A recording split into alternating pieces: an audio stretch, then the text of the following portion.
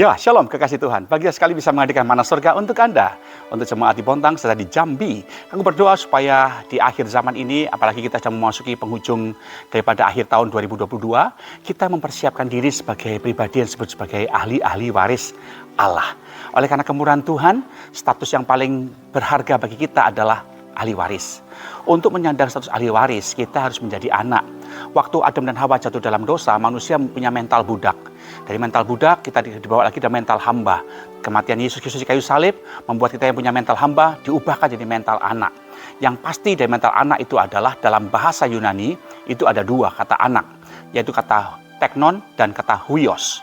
Teknon itu menggambarkan seorang anak yang belum akil balik, seorang anak yang sifatnya masih kekanak-kanakan, ngambekan, egois, mementingkan diri sendiri, nggak peduli orang lain, yang penting pokoknya dia senang. Itu teknon, itu anak-anak. Tapi anak yang dimaksud oleh Alkitab supaya Anda menjadi ahli waris itu adalah anak-anak yang huios, yaitu anak putra dewasa, anak yang membawa keharuman nama orang tua.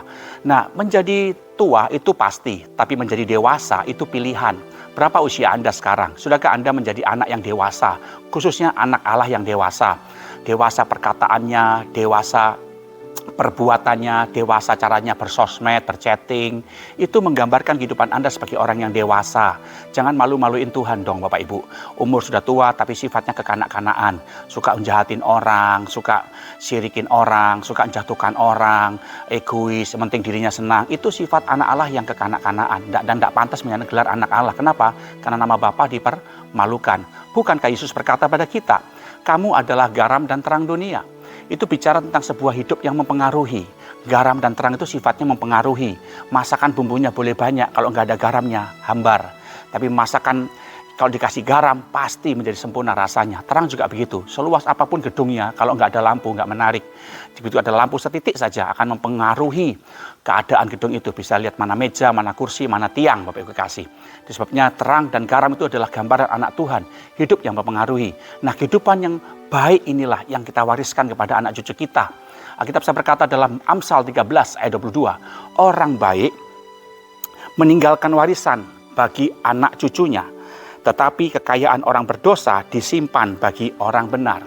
Orang baik dalam bahasa Ibrani menggunakan kata yang menggambarkan tentang pria atau kepala keluarga. Baik menggunakan kata tobah atau tob, yang punya pengertian bukan baik secara materi, bukan cuma sekedar baik secara pekerjaan, bukan baik secara keadaan, tapi baik secara sifat atau karakter atau attitude atau kehidupannya. Jadi kalau Anda sebagai pribadi, khususnya para bapak-bapak, belajar menjadi pribadi yang memiliki karakter yang baik, kehidupan rohani yang baik, itu yang kita wariskan kepada anak cucu kita. Sehingga mereka mendapatkan satu namanya berkat ilahi. Percayalah, kalau warisan harta itu sebanyak apapun pasti habis. Sebaliknya, kalau warisan ilahi, warisan berkat Tuhan, warisan kehidupan rohani yang diturunkan orang tua kepada anak, Bapak Ibu kasih, itu sifatnya langgeng. Anda boleh dalam keadaan susah macam apapun, tapi kalau Anda berjalan dalam warisan ilahi berkat Tuhan yang kita terima dari Yesus Kristus, membuat Anda akan diberkati. Mana buktinya? Baca Kejadian pasal 27, ketika Ishak memberkati Yakub. Yakub ini pergi dari kehidupan Ishak ketika dia hendak diburu oleh Esau, tidak membawa harta sedikit pun dari hartanya Ishak bapaknya. Tapi Yakub di negeri Padan Aram, tempat di mana Laban sebagai mertuanya ada, dia diberkati Tuhan luar biasa. Dia diberkati hartanya banyak bukan karena harta Ishak bapaknya. Kenapa sudah tahu? Karena berkat ilahi yang Ishak turunkan bagi Yakub itu turun dan menjadi berkat bahkan sampai atas kehidupan kita. Ismail dan Ishak ada gambaran keturunan Abraham. Ishak dan Ismail sama-sama menjadi bangsa yang besar. Tapi untuk berkat olehmu, segala bangsa akan diberkati, itu hanya ada pada garis berkatnya atau warisannya Ishak.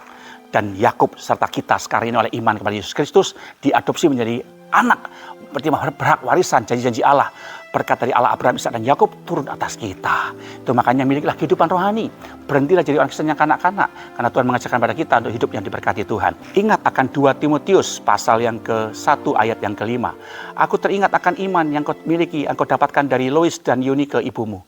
Timotius memiliki iman yang diwariskan oleh Lois dan Eunike. Eunike adalah orang Yahudi, kemudian menikah sama orang Yunani yang menjadi orang tua Timotius. Dan menarik sekali Bapak Ibu. Iman Timotius turun dari iman Eunike. Bagaimana dia mewariskan kehidupan yang beriman, tulus ikhlas. Imannya dalam bahasa Yunani menggunakan kata anipokritos pistis.